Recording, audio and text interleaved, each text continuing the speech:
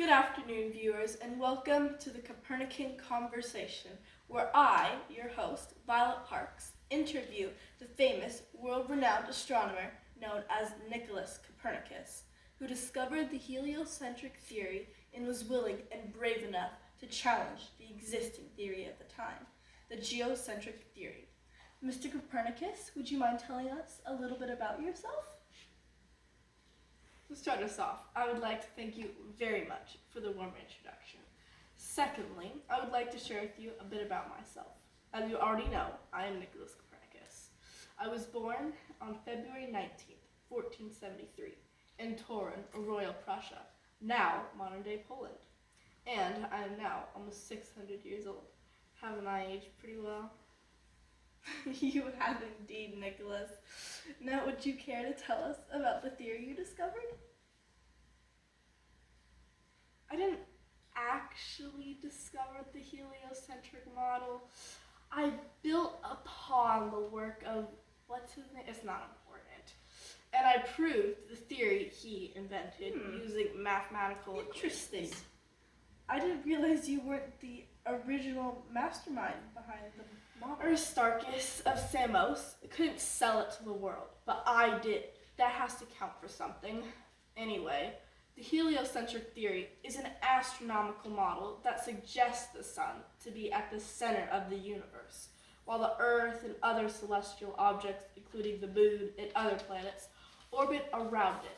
I also discovered that the orbital paths of the planets were not perfectly circular, but are in fact elliptical, something neither Aristarchus or Ptolemy could accomplish. Great.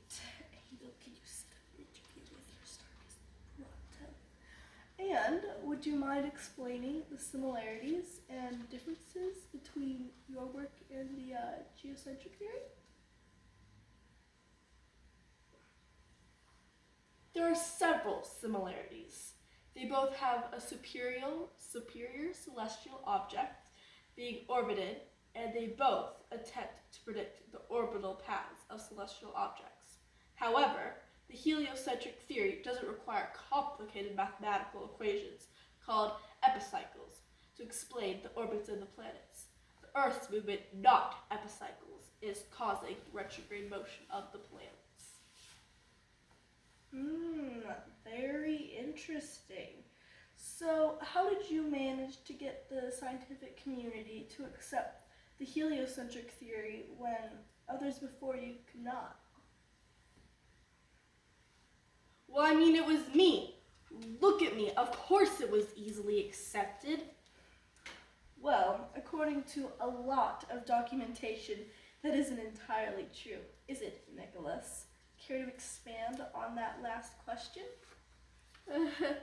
Well, now that you mention it, it just returned to my memory that my theory wasn't actually accepted until I was out of the picture.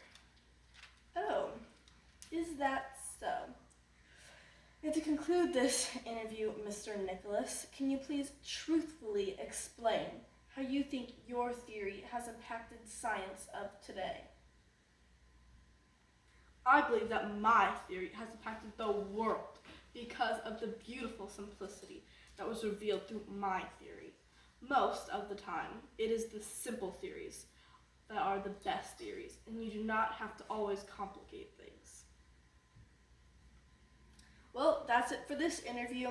Thank you for joining us today on the Copernican Conversation. Thank you, Copernicus, for joining us. Wait, I have so much more to tell you. Bill, cut it off.